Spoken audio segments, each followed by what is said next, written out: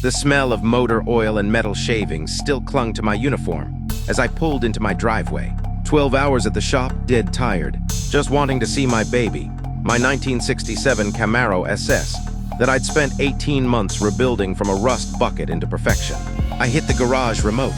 The door groaned open, revealing chrome that could blind you and paint so deep you could swim in it. That's when my world exploded. Thief, someone call 911. He stole my car.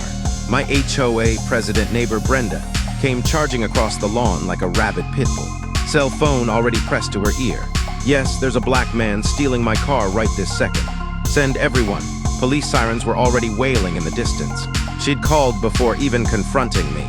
I'm standing in my own driveway, holding my own keys, looking at my own car, about to be arrested for theft. What would you do if your neighbor weaponized the police against you in your own driveway?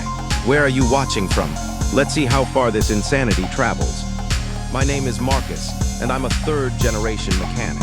My grandfather taught my father taught me, and we've been keeping cars running in this town for 60 years.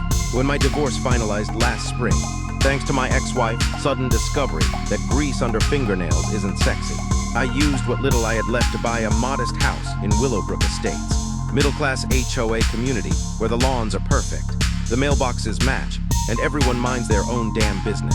Or so the real estate agent promised. The Camaro wasn't some midlife crisis purchase. I found her at an estate sale 18 months ago. A rusted-out corpse that most people would have hauled to the scrapyard for $30. But underneath all that decay, I saw pure American muscle waiting to breathe again. $3,200 later, she was mine. Every weekend for a year and a half became my personal resurrection project. New 350 small block, rebuilt turbo 400 transmission, complete suspension overhaul. The paint job alone took 4 months of sanding, priming and wet sanding, until the hugger orange finish could blind low-flying aircraft. I documented every bolt, every gasket, every drop of sweat with photos for insurance purposes. I kept every receipt in a 3-ring binder thicker than a phone book. The smell of fresh primer and metal shavings became my Saturday morning cologne.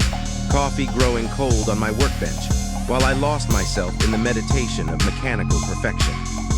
Enter Brenda Wilson, the human embodiment of a homeowners association. Fever dream?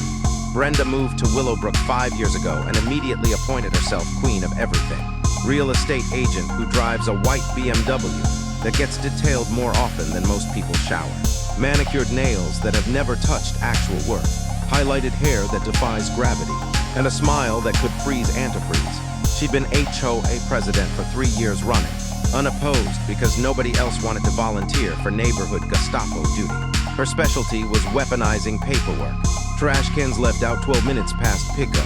Fence posts measuring 2 1/8, and instead of regulation 2 in. Mailbox fonts that weren't Willowbrook approved.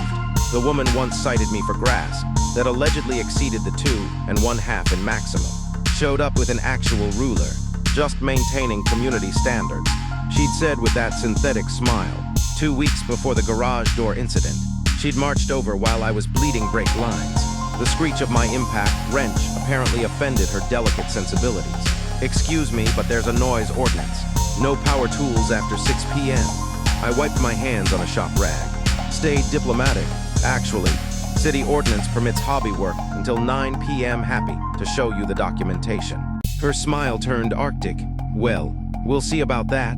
This kind of industrial activity affects property values. The way she said industrial activity, like I was running a meth lab instead of restoring American history. The day everything exploded started with Brenda's monthly pool party extravaganza. Saturday morning, her backyard filled with neighborhood wives sipping mimosas and pretending to care about each other's vacation photos.